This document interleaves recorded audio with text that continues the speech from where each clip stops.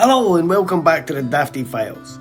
As you can see, I've got the avatar sorted out. Man, I'm no built for that stuff at all. Right? It's major hassle, but it's done. It's done and dusted. So I'm back. We're back. Christmas and New Year is done.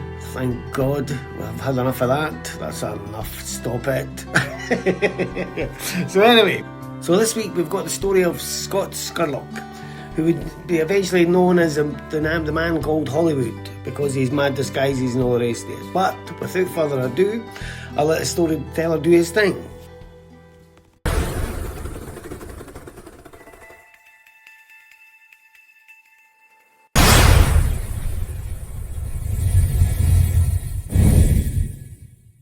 Right, the Dafty's done his bit and fair play. He didn't fuck that up. Now, let's jump straight into the story of the bank robber they called Hollywood. William Scott Scurlock was an American bank robber who operated in Washington state during the 1990s. He became known to police and the media as the Hollywood Bandit. The nickname came from the disguises he used during his crimes, and from how convincingly he changed his appearance from robbery to robbery. Between 1992 and 1996, over a period of roughly 4 years, Scott Scurlock and his accomplices robbed at least 17 banks in the Seattle area. Investigators estimate they stole approximately $2.3 million in total. From the beginning, witness descriptions were inconsistent. Different people described different men, different faces, different hair, different ages, different builds. Police initially believed they were dealing with multiple suspects. They were not. It was one man. Scurlock used professional quality disguises, including realistic masks and makeup similar to those used in film and theater. These disguises altered his facial structure and overall appearance enough that witnesses, and sometimes even surveillance cameras, recorded what appeared to be completely different individuals. Because of this, sketches rarely matched. Descriptions conflicted. The media began referring to him as Hollywood. Scurlock was influenced by crime films, including Point Break, which depicted bank robbers wearing different faces and treating robbery as a controlled performance rather than a chaotic act. That idea of changing identity became central to how he operated. According to those who knew him, Scurlock avoided unnecessary violence.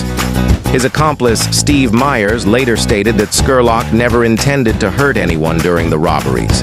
He entered banks calmly, avoided panic, and relied on compliance rather than intimidation. Scurlock understood how fear affects memory. Witnesses remembered the emotion of the moment more than precise physical details. Outside of the robberies, Scurlock lived a double life. He was known in the Olympia, Washington area as quiet, polite, attractive, and well-mannered. His lawyer later described him as physically fit and someone who still looked good even after days without shaving. Crime writer Ann Rule once described him as a bank robber who looked like Mel Gibson. Scurlock was born in Virginia to a minister and a teacher. Before moving to Washington to attend Evergreen State College, he spent time in Hawaii, where he and a friend were fired from a tomato farm after being caught growing marijuana. Later, while studying chemistry, Scurlock became involved in manufacturing and selling methamphetamine, which he continued for more than a decade. For over 10 years, he lived in a large treehouse he built with friends and one of his accomplices. The treehouse became a gathering place and symbolized the closeness of his inner circle. Despite his calm public image, some neighbors later reported a darker side, including episodes of intense anger over minor disputes. In November 1996, police finally caught up to Scurlock. After a robbery attempt went wrong, a pursuit followed through rush-hour traffic. 2 of his accomplices were wounded and captured. Scurlock escaped. The following day, police located him hiding in a camper in the backyard of an elderly woman's home. Officers fired tear gas into the camper. More than an hour later, they entered and found Scott Scurlock dead. He had fatally shot himself. He was 41 years old. After his death, his family sold his home and land to pay restitution and legal costs. 6 law enforcement officers later sued his estate for emotional damages related to the shootout. His accomplices were sentenced to long federal prison terms. Scott Scurlock left no final statement, no explanation, no justification. What remains is a documented record of a man who treated crime as performance, identity as something flexible, and control as his primary weapon.